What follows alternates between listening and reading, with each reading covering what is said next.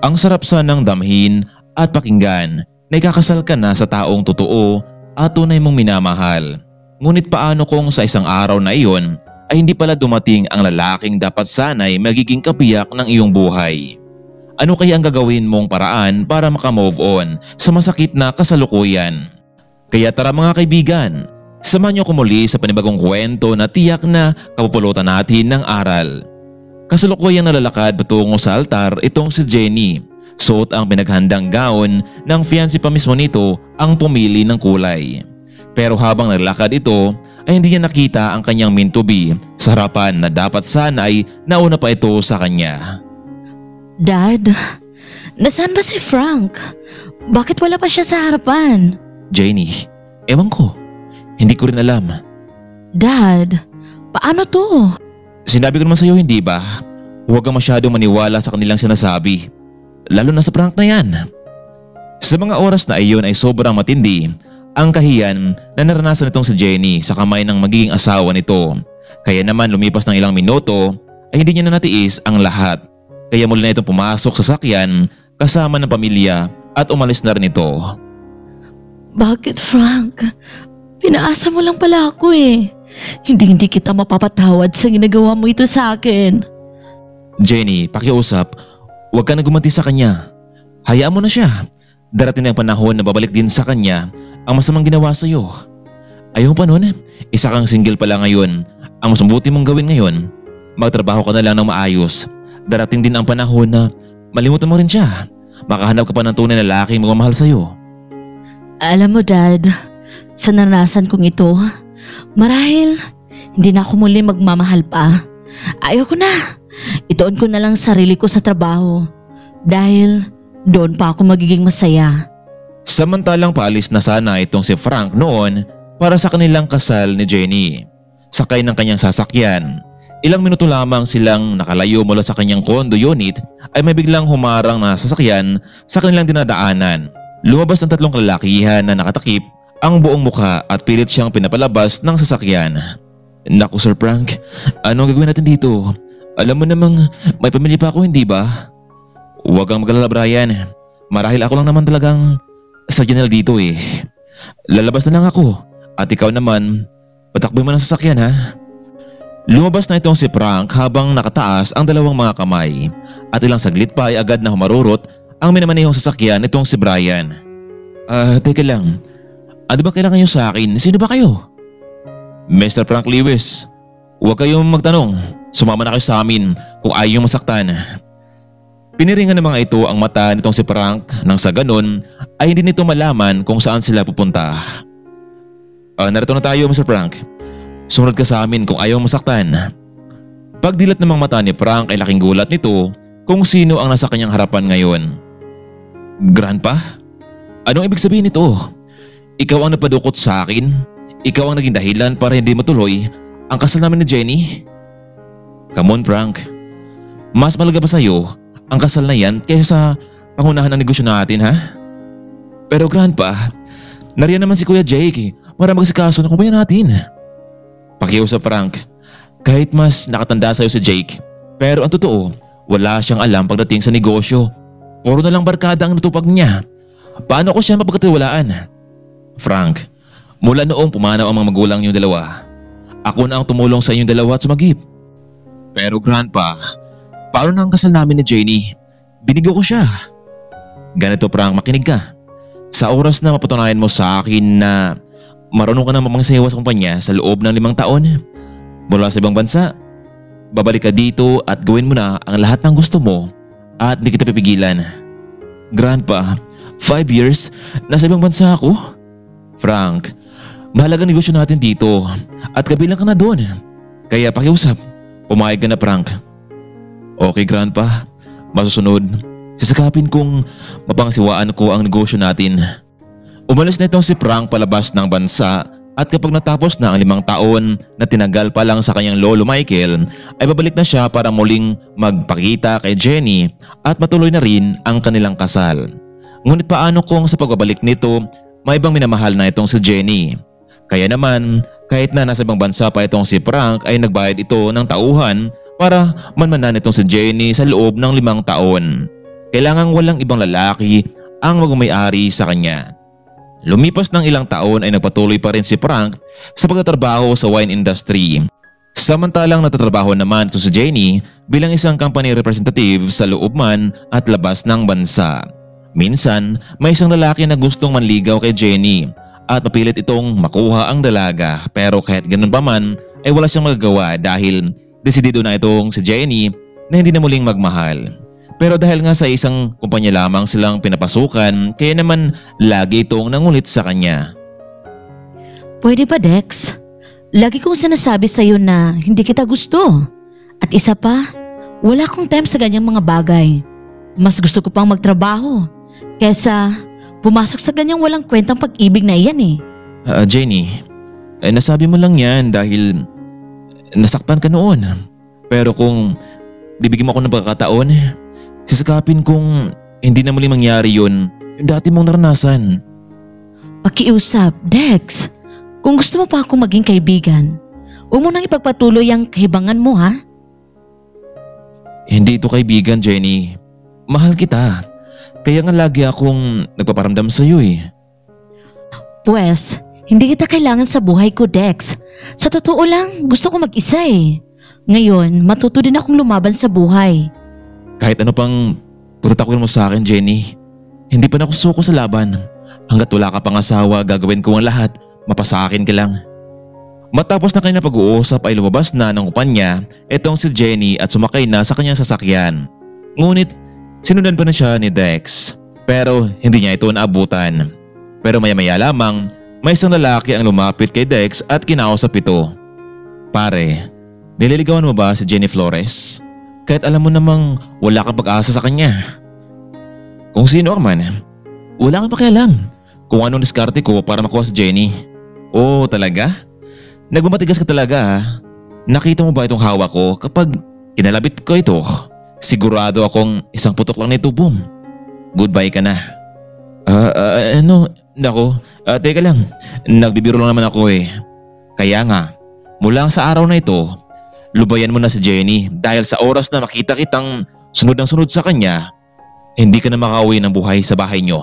Kaya naman mula noong nakausap ni Ray itong si Dex ay lagi na itong umiiwas kay Jenny at yun naman ang pinagtataka ng dalaga dahil alam naman itong kung gaano kayabang ng lalaki at hindi ito titigil sa kanyang gusto.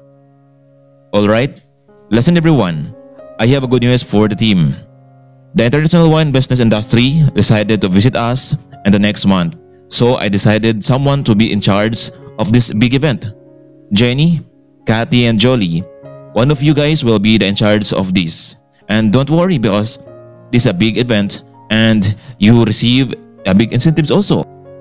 Naku, Kathy, sikapin natin na isa sa ating dalawa ang mapili ni Mr. George at makuha natin ng malaking incentive. Oo naman, Jolie. Hindi ko hayaan na makisawsaw naman ito si Jenny sa trabahong ito. Naku, oo nga pala. Kasama pala dito ang bida-bida na yan. Kailangan natin galingan sa presentation. At isa pa, at mapili tayo para sa pagdating ng isang president. Oo, yan ang gagawin natin, Jolie. Kaya makiramdam ka kung ano ang ginagawa ni Jenny na yan. Porket malapit siya ka Mr. George, gagawa ako ng paraan para masira siya dito. Hay nako, yan talaga ang gusto ko sa'yo, Kathy. Lumalaban ka.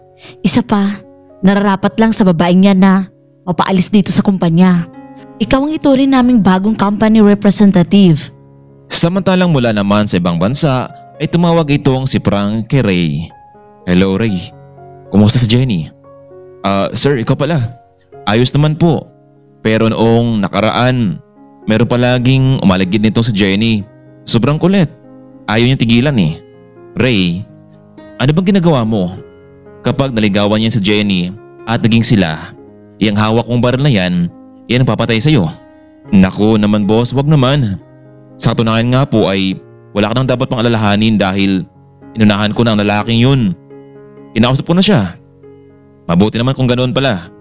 Bukas, nasa itim mo ng sahod mo. Naku boss, maraming salamat talaga. O sige na, kailan ko na ibaba ang tawag dahil marami pong gagawin. Labis naman ang pangamba nitong si Ray dahil hindi kasi nagbibiro itong si Mr. Frank pagdating sa ganitong mga usapin. Mabuti na lang at napigilan niya itong si Dex sa pawangulit nito kay Jenny. Anak, kumusta naman sa trabaho mo ngayon? Ayos lang naman, Dad. Medyo abala lang talaga ako ngayon eh. Lalo na at parating na dito sa bansa ang isang president ng International Wine Business Association. Naku Iha, bigyan mo naman ng time ang sarili mo. Paano kanyan makakajowa kung nakalulub ka sa trabaho ngayon? Dad, ayan na naman tayo eh. Jenny, sinasabi ko lamang sa iyo ang totoo. Paano kung matanda na ako? Wala kang maging katuwang sa lahat. Siguro po, tama kayo, Dad. Pero sa ngayon, career mo na bago pang sariling kapakanan. Sige na, Dad, matutulog na ako. Jenny, kumain ka na ba? Dad, kumain na ako at saka busog na rin ako, Dad. Kakain na lang ako kapag nagugutom na ako. Ikaw ang bahala, Iha. Good night sa'yo. Nagtungo na itong si Jenny sa kanyang kwarto. Iniisip niya ng maraming beses ang sinabi ng kanyang daddy pero natatakot siyang baka muling maulit pa ang pangyayari sa kanyang buhay. Kinabukasan ay maagang nagising itong si Jenny ay kailangan niyang pumasok ng maaga para masimulan na nito ang gagawin niyang wine presentation. Darating na kasi ang president ng WIBA at sana siya ang mapili dito. Pagdating sa office ay wala pang ibang naroroon maliban sa gwardiya na maagang pumasok. Agad niyang binuksan ang computer at nagsimulang gawin ang presentation. Hindi naman siya nahirapan dahil sanay na rin itong pero sana lang ay magustuhan nila ang kanyang report. Samantalang sa ibang bansa naman ay ginawa ni Tanya ang lahat para mapansin ni Frank. Ilang taon na itong sekretary kaya naman gagawin nito ang lahat sa trabaho man o personal na buhay. Malaki kasi ang gusto ng dalaga sa kanyang boss kaya lang ay hindi siya nito pinapansin. Sir, naghanda ng pagkain sa mesa. Pwede na po kayong kumain at pagkatapos po ay maligo. Tanya, alam kong ginagawa ko, pwede ba? Gawin mo na lang ang trabaho mo sa opisina. Pero sir, bilin kasi ng lolo mo na lahat ng oras ay kailangan kitang asikasuhin. Tanya, ako pa rin ang masusunod dito. Ang gusto kong mangyari, huwag mo na akong pakialaman. Yung trabaho sa office ang atupagin mo. Naku, pasensya na po kayo, sir. Sige po, lalabas na ako. Galit na galit itong si Tanya na lumabas sa kwarto ni Frank. Kahit ano kasing pagpapansin niya dito sa lalaki ay wala pa rin itong pakialam sa kanya. Maya-maya pa may tumawag sa kanyang phone itong si Tanya. Hello, Dad. Bakit po kayo napatawag? Tanya, kumusta ka na? Balita ko sa sunod na buwan ay babalik dito sa bansa yang si Frank para makipag-meeting sa ibang kumpanya at nabalitahan ko rin na dadalawin niya dito ang dati niyang nobya. Kailangan mong gawa ng paraan dito para hindi na sila muling makita pa. Ganun ba, Dad? Huwag kayong mag-alala, Dad. May naisip na akong paraan para dyan. Anong paraan, Tanya? Kailangan sa mas madaling panahon mapigilan mo ang kanilang pagkikita. Sige, Dad. Pupunta ako dyan sa bansa. Magli-live lang ako ng ilang araw. Samantalang matapos naman ng ginawang presentation ni Jenny ay nagtungo muna ito sa my comfort room. Ilang minuto ang nakalipas ay dumating naman itong si Cathy. Nakita niyang nakabukas ang computer ni Jenny kaya naman tinignan niya ang presentation at mukhang maganda ito. Kaya naman sinave niya ito sa kanyang flash drive at pagkatapos ay nagtungo na rin sa kanyang mesa. Sabay dumating naman ang ilan pang mga empleyado. Samantalang matapos naman ng pagpapaalam nitong si Tanya ay pumayag naman itong si Frank para naman wala siyang makitang paligaligid sa kanya. Sa araw na iyon ay dumating din sa bansa itong si Tanya at dahil alam nito kung saan nagtatrabaho itong si Jenny ay pinuntahan niya ang dalaga para makausap. Sakto naman at lunch break na ito kaya naman agad niya itong nakausap. Hello, I think you are Jenny Flores, right? Oo, pero bakit na ako kilala? Do I know you? Naku, siguro ngayon mo lang ako nakita, no? Pero anyway, nandito ako para imbitahan kita sa kasal namin ng fiancé ko. Marahil kilala mo naman siguro si Frank Lewis, hindi ba? The President of International Wine Business Association. Anong gusto mong patunayan sa akin? Well, sinasabihan lang naman niya ako na you are invited to the wedding. Iyon nga lang, sa ibang bansa ito gaganapin. Pero wait lang, makakapunta ka kaya? Medyo mahal kasi ang pamasahe. Heto nga pala ang invitation later, kung sakaling makadalo ka. Pero I guess, mukhang hindi ka naman makakapunta. Hindi nasanay Jenny kung bakit nagtungo pa sa kanya ang fiancé ni Frank samantalang wala na silang komunikasyon. Ilang taon na ang nakalipas. Isa pa dito ay hindi niya alam na si Frank Lewis pala ang president ng International Wine Business Association. Kaya pala hindi ito tumuloy sa kasal dahil simple lamang ang kanyang magiging asawa. Kaya tuloy ngayon parang nanumbalik ang kanyang alaala sa kanilang kasal. Baka naman kasi ay muli na namang lokohin ang kanyang bagong fiancé at hindi matuloy ang kasal para bang pinaglalaroan na lamang ang damdamin ng mga kababaihan. Maya-maya pa habang umalis na itong si Tanya, dumating naman ang isang lalaki at umupo sa harapan ni Jenny. Kitang-kita mula sa di kalayuan ni Tanya na mayroong lalaking kausap itong si Jenny. Kaya naman, kinunan niya ito ng larawan habang nag-uusap. Matapos niya itong nakunan ng larawan ay agad niya itong sinend sa account ni Frank para makita nito na mayroon na ibang lalaki na nagmay-ari sa puso ni Jenny. Mr. Lewis, saan po kayo pupunta? Nandito na po ang mga investors natin at ilang saglit lang ay magsimula na ang meeting natin. Philip, ikaw na lang muna ang bahala sa meeting ngayon. May mahalagang pupuntahan at ilang araw kong mawawala. Pero Mr. Lewis, baka magalit sa akin ang lolo mo. Hindi yun nagalit, Philip. Nangako sa akin si lolo na kapag naging maayos na ang buong kumpanya sa loob ng 5 taon, gagawin ko na rin ang mga bagay na para sa akin. Balitaan mo lang ako ha kung ano ang resulta sa meeting natin na yun.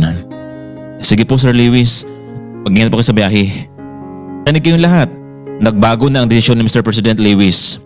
Sa araw na ito ay darating siya para makipagdiskusyon sa kumpanya natin. Kaya ngayon pa lang gusto kong makita ang inyong presentation at makapili para mamaya. Mr. George, pwede bang ako muna ang mauna mag-present? Aba Kati, mukhang pinaghanda mo talaga ang araw na ito Kung ganoon, sige, ikaw ang mauna. Nagtungo na sa harapan itong si Kati para sa presentation. Nagulat itong si Jenny dahil katulad sila ng presentation ni Kati, halatang kinuha nito ang kanyang report. Teka lang Mr. George, gawa ko yung ni-report niya. Wala ka na bang matinong gagawin? Ano bang gusto mong patunayan? Kati, totoo ba ang sinabi ni Jenny?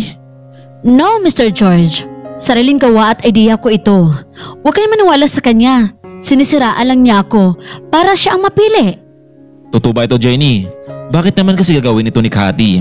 Sinabi ko na sa inyo na gumawa kayo ng kanya-kanyang report tungkol sa wine industry. Mr. George, ipapakita ko sa inyo na talagang akin ang gawa na iyan. Tingnan nyo sa my last page. Presentation ko, nakasulat dyan kung sino ang gumawa. See? Tingnan nyo, akin ang report na ito. Kinuha ni Kathy ang files ko. Kati, anong kalokohan to? Hindi mo ba alam na matatanggal ka sa trabaho dahil sa pagkuha mo ng mga files na hindi sa'yo? Sige Miss Jenny, ikaw ang patuloy ng report na yan habang wala pa ang presidente. Matapos pinagpatuloy ni Jenny ang presentation ay namangha itong si Mr. George sa kanyang ginawa. Good job, Miss Flores. Magandang report mo. Mamaya, yung report mo ang ipapakita natin sa WIBA. Panigurado matutuwa ang president. Ikaw naman Kati, mamaya mag-usap tayo. Hindi ko gusto yung pinapakita mo. Hoy Kathy, bakit ganon? Bakit hindi mo man lang ini-edit ang presentation? Naku, Jolie, hindi ko naman napansin na meron pala siyang inilagay na pangalan sa dulo ng files. Naku, paano to ngayon? Baka ipatanggal ka ni Mr. George sa kumpanya. Oo, wag naman sana Jolie. Alam mo naman kailangan ko rin ang trabahong ito eh. Ay naku Kathy, bakit mo naman kasi ginagawa iyon? Malaki ang posibilidad na matanggal ka sa trabaho. Hingi ako ng paumanhin kay Mr. George, Jolie. Naku, ikaw subukan mo lang. Baka magbago pang isip niya. Ilang minuto lamang habang nagdidiscuss itong si Jenny ay nakita niya sa kanyang harapan ang lalaking pilit niya kalimutan. Pero bakit ay nagpakita ito sa kanya? Congratulations Miss Jenny Flores. Good presentation. I am impressed. Mr. Lewis, we're glad that you are here today. So what do you think about our project proposal to International Wine Business Association? Well, as what I see, good job. Pero Mr. Lewis, baguhan lamang siya sa kumpanya habang kami ay matagal ng empleyado dito. I'm Kathy pala. Natitiyak kong mahirapan lamang siya sa project na gagawin niya. Pwede ba? Tumahimik ka na dyan, Cathy. Wala kang karapatan na siraan si Mr. Flores, okay? Makinig kayo. Kung hindi si Jenny Flores ang makasama ko sa project na ito, well, I supposed to be quit. Mr. Lewis, huwag ka namang mabiro ng ganito. Kung gusto niyo si Jenny bilang partner sa project na ito, well, it's our pleasure. Okay, fine. Sumula ngayon, Mr. George, ay gusto kong si Miss Flores lamang ang kausap ko maliban sa iyo at wala nang iba. And with all your respect, ay gusto ko siyang makausap in private para naman sa project na ito. Sige Mr. Lewis, walang problema. Ang malaga, in the end, kami ang magiging partner mo sa wine business here in town. Mr. George, pwede ko na ba siyang dalhin for a while? Sige po Mr. Lewis, kayo na po ang bahala sa kanya. Lumabas na ang dalawa sa gusali at sumakay na sa magarang sasakyan nitong si Mr. Lewis. Ikaw, bakit nandito ka? Ano naman itong gagawin mong kahibangan? Dapat hindi ka na napakita pa sa akin eh. Jenny, marami tayong pag-uusapan. Pag-usapan? Ano pa bang pag-usapan natin? Yung bigla ka na lang ng ewan sa ere? At saka hindi ko alam na anak ka pala ng isang bilyonaryo? Kaya naman pala, nahiya kang pumatol at magpakasal sa isang babaeng wala namang ipagmalaki sa sarili? Jenny, sorry kung hindi ako sumipot sa kasal natin. Merong masama nangyari sa akin sa panahong yun. Dinukot ako ng mga masamang tao pero mabuti na lang at nakawala ako. Pero mula noong umalis din ako at hindi napagkita sa'yo, pero nangako ka sa akin na ako lang ang lalaki sa buhay mo. Pero ano tong larawan na may kasama kang ibang lalaki? At talagang ako pa ngayon ang sinisisi mo? Samantalang ikaw tong ikakasal kay Tanya, hindi ba? Congrats dahil nakatagpo ka na ng kalivil mo. At yung tungkol naman sa lalaki sa larawan, siya lang naman ang best friend kong bakla na bumisita sa akin dito sa office. Anong sinabi sa'yo? Nakakasal na kami ni Tanya? She's just my employee. At talaga? Bakit lagi niyang pinapamukha sa akin na magkasintahan kayo at malapit na kayong ikasal? Wala kaming relasyon ni Tanya sa babaeng yun, Jenny. Meron akong ibang dahilan kung bakit ako hindi sumipot sa kasal natin dahil kay Lolo. Inayos kong kumpanya namin sa loob ng 5 taon at naging matagumpay ito. Kaya ngayon, ang gusto ko na, yun namang sa sarili ko. Hay nako, pwede ba Frank? Layuan mo na ako. Ayoko nang maalala pa ang masakit na nakaraan. Jenny, hindi ako lumayo sa'yo. Nakalimutan mo na ba na kayo ng kumpanya mo ang may kailangan sa akin? Walang nagawa itong si Jenny kundi sumunod na lamang sa gusto ni Frank. At alam mo Jenny, pwede namang ibalik natin ang nakaraan, hindi ba?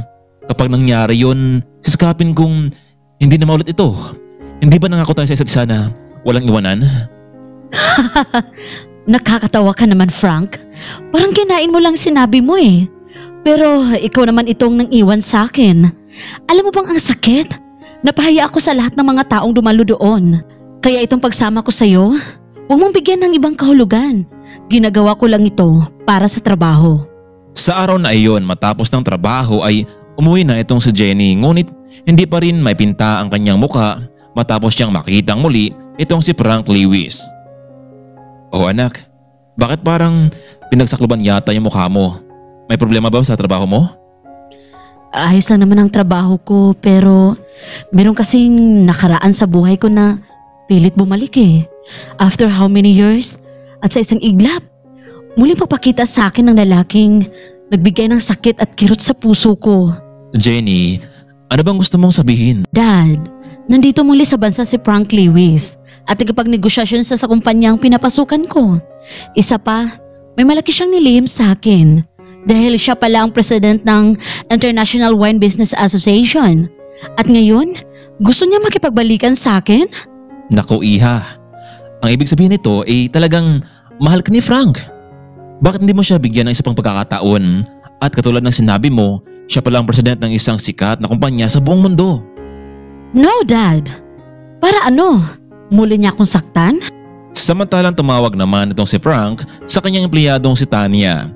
Gusto niyang humingi ng eksplanasyon kung bakit niya ito nagawa. Hello sir, bakit po kayo napatawag? Tanya, nasaan ka ba ngayon? Nandito po sa office sir. Bakit po? May tanong ko lang sa'yo. Saan ka ba nitong nakarang araw nung nag-leave ka? Nasa bahay lang po ako sir. Kasama po ng mga parents ko. Tandaan mo ito Tanya ha. Sa oras na mapatunayan ko na may ginawa kang kalukuhan, mapipilitan akong tanggalin ka sa kumpanya. Pero sir, wala pa akong ginagawang masama. Nagkatrabaho lamang po ako dito na maayos. Sige na, yun lang naman ang sadya ko sa'yo eh. Labis na naman ang pagkainis nitong si Tanya kung bakit nagdududa itong si Frank sa kanya. Kailangan niyang gumawa ng paraan para mapasa kanya itong si Frank Lewis. Iha, may naghanap sa'yo dito. Dad, at sino naman? Gabi na. Lumabas ka muna sa kwarto mo at kausapin mo siya. Hay naku, sino naman kaya ito? Ikaw? Bakit ka nandito? Hindi ba ang sabi ko sa'yo na trabaho lang at walang personalan? Iha, kausapin mo na ayos itong si Mr. Lewis. Paano Frank? Maiwan ko na kayong dalawa ha? Salamat po Tito. Jenny. Ano naman Mr. Lewis? Anong oras na oh? May pasok pa ako bukas. Kailan ko pang i-present sa'yo ng maayos ang proposal ng kumpanya. Jenny, hindi ito tungkol sa kumpanya. Tungkol ito sa ating dalawa. Narito ako dahil gusto kong humingi sa'yo ng tawad at muling pakipagbalikan sa akin. Pakiusap. Mr. Lewis, huling beses ko na itong sasabihin sa'yo ha. Hindi na kita gusto. Hindi na kita mahal. Wala na akong nararamdaman sa'yo. Pwede ba? Umalis ka na. Kung ganun, kung buo ang desisyon mo, pagkatapos kong maaprubahan ang project proposal ng kumpanya mo, babalik na ako sa ibang bansa. Wala na dahilan pa para manatili ako dito. At ito na rin ang huling beses na makita mo ako dito sa pamamahay mo. Sige na, aalis na lang ako. Umalis na itong si Frank at dumiretso na sa kanyang kondo. Iha, hindi ka ba naawa kay Frank? Mukhang nagsabi naman siya ng totoo, hindi ba? At higit sa lahat, pinagsisihan niya ang kanyang nagawa noon sa iyo. Dad, sino bang pinapanigan niyo? Ako o si Frank? Siyempre naman Iha, ikaw. Pero nababasa ko kasi ang future mo kasama ng lalaking iyon. Bigyan mo siya ng isang pagkakataon, pero kung talagang wala ka nang patingin sa kanya, it's your own choice. Kinabukasan maaga muling pumasok sa office itong si Jenny. Laking gulat nito dahil nakita niya sa kanyang mesa ang mga dokumento para sa project proposal. Pagbuklot niya nito ay hindi niya inaasahan na approve na pala ito sa presidente. Congrats Ms. Flores, sa wakas. Kasosyo na natin ngayon ang WIBA at dahil yan sa maganda mong presentation. Sir George, nasaan nga pala si Mr. Frank Lewis? Ayun, galing siya dito kanina at kakalabas lamang ng office at mukhang babalik na ito sa ibang bansa. Pero alam mo, mukhang meron siyang mabigat na problema ngayon eh. Hindi ko alam kung paano siya matutulungan. Tsaka, ito na yata yung huli niyang beses na makikita dito sa ating office.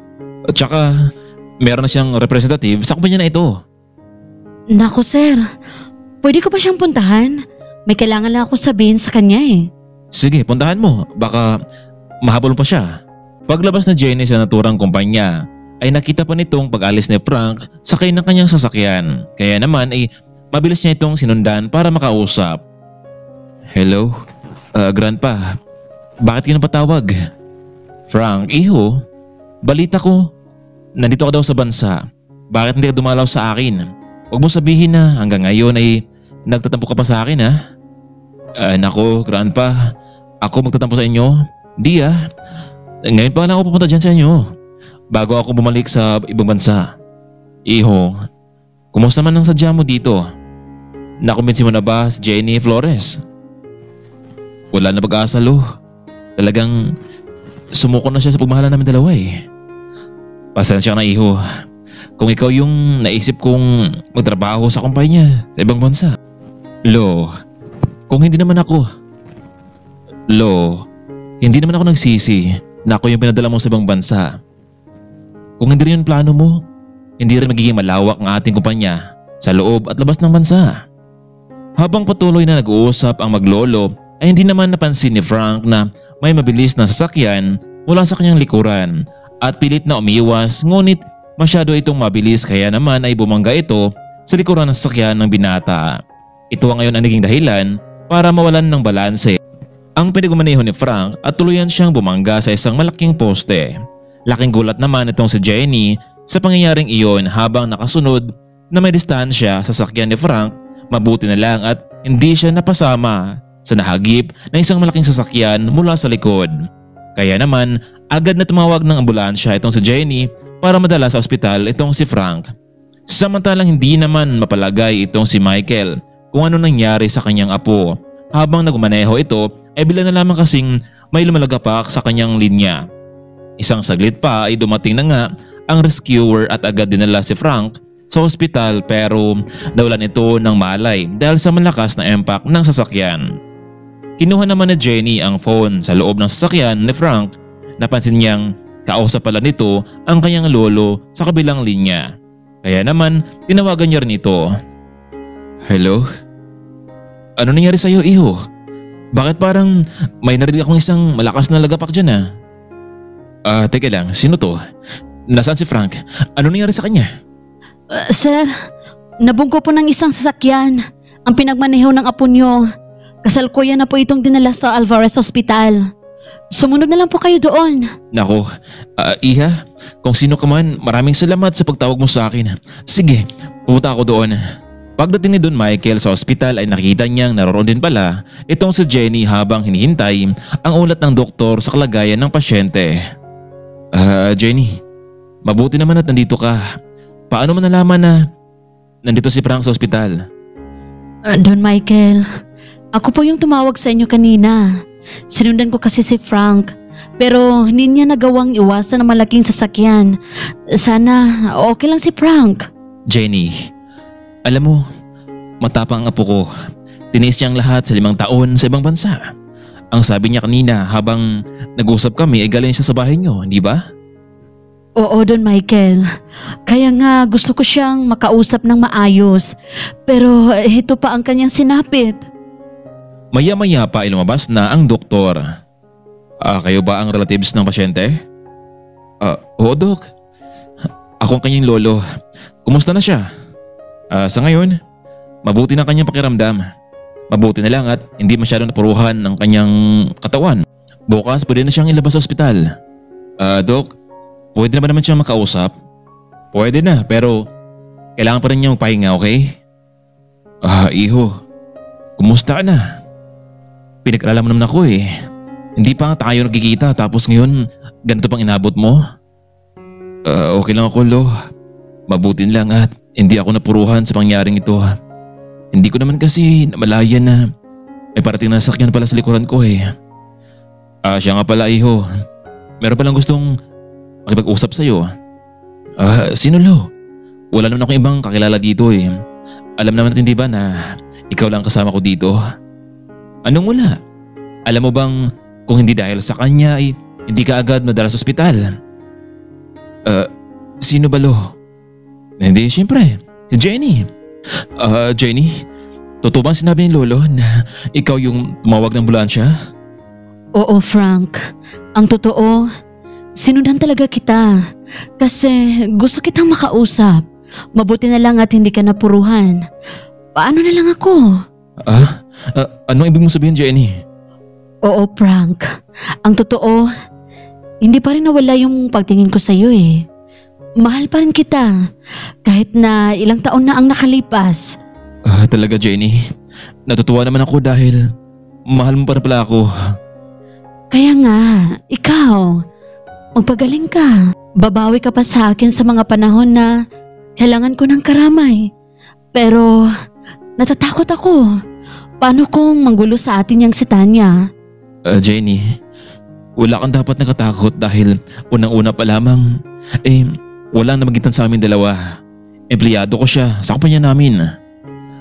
Lo, gusto ko paglabas ng ospital dito asikasuhin ko na ang mapapeles namin para makasal na kami ni Jenny. Hindi na ako mapaghintay pa. Ikaw ang bahala, Frank. Total naman ay nasa tamang edad ka na, kayong dalawa. Isang linggo nang nakalipas ay inasikaso na nga nilang dalawa ni Jenny ang mga kailangan na papeles. Kinakabahan itong si Jenny. Sana hindi na mauling maulit pa ang pangyayari noong nakaraan. Pero naniniwala naman siya kay Frank na ito na ang talagang panahon para matupad ang kanilang pag-isang dibdib na dalawa. Samantalang humingi naman ng kapatawaran itong si Cathy sa kanyang nagawa na kasalanan. Mabuti nilang at tinanggap pa ni Mr. George ang kanyang apology. Nabalitaan naman ni Tanya na matutuloy pa rin ang kasalang Jenny at Frank. Wala na siyang nagawa pa kundi sumuko na lamang sa kanyang pagmamahal para sa lalaki. Kaya naman matapos ng pagsasaayos ng mga papeles ay dumating na rin sa wakas ang araw ng kanilang kasal. Napaluha na lamang ng lubos itong si Jenny dahil nakita na talaga ang lalaking nasa kanyang harapan ngayon na hinihintay ay talagang dumating pa sa huling pagkakataon. Inakala niyang ang kasal na naudlot noon ay hindi na talaga matutuloy pa. Mabuti na lang ay sumang-ayon pa sa kanilang pagmamahalan ang pagkakataon. Minsan sa buhay natin, may mga bagay talaga na hindi mo inasahang mawala. Pero kung matatag ka sa sarili mo, hindi mo na lang mapapansin na mayroon din palang babalik para samahan ka habang buhay. Hanggang dito na lamang muna, kaibigan. Maraming salamat po sa muling walang sawang pagsuporta ninyo sa ating munting channel. Hanggang dito na lang muna. Maraming salamat at paalam.